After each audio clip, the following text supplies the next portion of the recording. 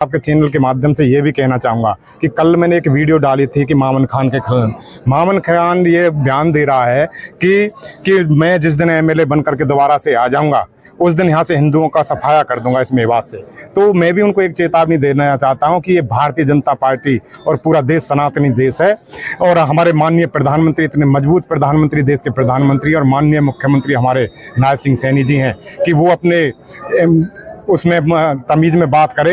भारतीय जनता और हिंदू सनातन धर्म इतना कमजोर नहीं है, उसको सबक सिखाने के लिए तैयार है और भारतीय जनता पार्टी की पलवल जिले में तीनों सीटों पर कमल खिलेगा और भारतीय जनता पार्टी की सरकार। तीसरे दिन गाड़ी लेके बच्चों को ऐसे मुर्गी की तरह भटके ले जाना शुरू कर दिया, मारना पीटना हाथ पैर तोड़ना बहुत आम हो गया। हौसले बुलंद हो गए, लोगों को जिंदा मारना शुरू कर दिया, जिंदा जलाना शुरू कर दिया। कोई मैं राजस्थान से इलेक्शन नहीं लड़ना, जो मैंने घाट मीका के ऊपर मैंने सारा विधानसभा हिला दी थी, पूरा हिंदुस्तान हिल गया था। मगर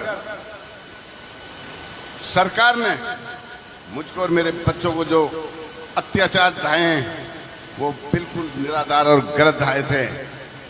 जब और बातों को उठाता कोई बात नहीं, जब मैंने अपने बच्चों की अपने हित की बात उठाई तो इन्हें तुरंत हमको जेल में डालने का बंद किया, काम किया था इस सरकार ने। भूला नहीं है कोई भी। मेरे राजस्थान के भाइयों ने भी बहुत कहा था जब कामा में इलेक्शन हुआ था कि आप यहां से इलेक्शन लड़ लो, यहां से आ जाओ। मैंने कहा मेरे भाई वहां भी हैं, आप वहीं से लड़ाओ, मेरा घर तो यहाँ है, मैं यहाँ से लड़ूंगा। और आपकी कभी लड़ाई लड़नी दोबारा पड़ी तो फिर भी मैं राजस्थान की लड़ाई लड़ने के लिए मैं तैयार हूं। मुझे पता है जब ये कांड हुआ था काफी घरों में चूल्हे भी नहीं सिल गए थे, लेकिन उसे हिम्मत नहीं हारनी चाहिए। उनमें से मेरा परिवार भी और आपका परिवार कोई अलग नहीं है। अब हम सबका परिवार एक है। हमें इस बात का दुख नहीं होना चाहिए कि आपके घर में चूल्हा नहीं सिलगा, मेरे में नहीं सिलगा, बच्चों ने आपके ने रोटी नहीं खाई, मेरे नहीं खाई। दर्द सबको है, पता सबको है और वक्त आएगा, सरकार बनेगी इंशाअल्लाह। जिन जालिमों ने हमारे बच्चों के साथ अन्याय किया है, मुझे एक एक की पता है, एक एक को जानता हूं। जिन्होंने लिस्ट दी है, किसी भी सूरत में बख्शूंगा नहीं। या तो उनको मेवात छोड़ना पड़ेगा, यहां नहीं रहना पड़ेगा, यहां बाहर जाना पड़ेगा। बस ज्यादा नहीं कहूंगा, आप धैर्य बना के रखिए। 8 तारीख आ रही है, 5 को आपने मतदान करना है। जो आपके 3 काम हैं, स्टेट यूनिवर्सिटी, नेशनल हाईवे 248 को 4 लेन बनाना, मेवात कैनाल, हुड्डा साहब से वादा करा लिया आपके विधायक ने, पहली कलम से आपके तीनों काम मंजूर करा के लाऊंगा। 5 तारीख से पहले जितने सब भाई ड्राइवर हैं एक पोस्ट में डाल देना, जो भाई कोची तक गए हुए हैं भाई 4 तारीख को अपने गांव में आ जाएं। और बहन बेटियां जिनकी वोट कई हो बाहर, उनको भी बुला लेना है। एक एक वोट 5 तारीख को 95-96% पोलिंग होनी चाहिए शाम तक। ये मैं आपसे गुजारिश कर रहा हूं सबसे।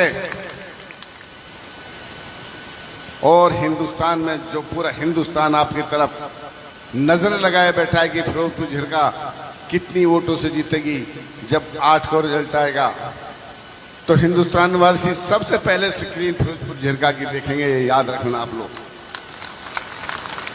पिछली बार भी सबसे पहले सीट जीती थी झिरका ने 11 बजे, और इस बार जब आप इतिहास बनाओगे, रिकॉर्ड बनाओगे, तो देशवासी कहेंगे कि विधायक मामन खान ने विधानसभा में जो टंकिया की चोट पे सरकार की आंख में डाल के बात कही थी, वो बिल्कुल सही कही थी।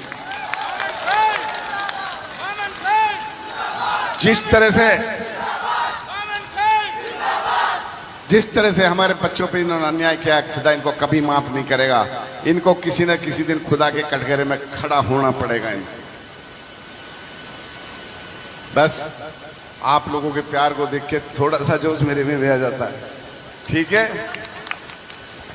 बाकी इंशाल्लाह इस बार जीत होगी, मुझे पूरी उम्मीद है। जिस तरह से आप जुटे हो, लेकिन हर गांव में, हर घर में जा के माँ को, बहन को, सबको समझाना। कोई नाराज है तो उसको बताना, भाई खुदा के वास्ते मामन खान वोट मांग के गया है। सबसे कह देना मेरी बात, मैं इतना कमजोर नहीं हूं इनकी दहशतों से और जेलों से मैं जो टूट जाऊं। इतना कमजोर नहीं हूं जो इनकी दहशतों और जेलों से टूट जाऊं।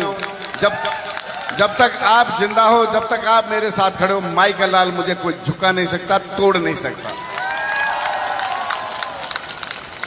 बाकी मैंने तो आपकी नहीं, पूरे मेवात की, मेवात में राजस्थान भी आता है, तिजारा भी आता है, अलवर भी आता है, ये जिला नहू भी आता है। पूरे वर्ल्ड में जहां मुसलमान रहता है जानता है मेवात में कहां है। उस मेवात की मैंने आपकी रखी और आपकी मेरी रखनी आपके हाथ में। अब आपके हाथ में रहेगा मेरा सब कुछ। मैं तो इन्हीं शर्तों के बाद अपनी बात समाप्त करता हूं और आने वाले टाइम में फिर जीत के इंशाल्लाह आपके बीच में आऊंगा और दोबारा चक्कर कोई बुलाएगा तो फिर वोट मांगना आऊंगा। ये मत कहना एक बार आ गया तो फिर नहीं आएगा, जब जब बुलाओगे जब जब आऊंगा। और लेकिन मेरे जितने भी भाई आसपास के बॉर्डर पे लग रहे हैं वो भी मेरी मदद करें सारे। सबसे मेरी हाथ जोड़ के विनती है क्योंकि सब आप मेरे हो और मैं आपका हूं। जय हिंद, जय भारत।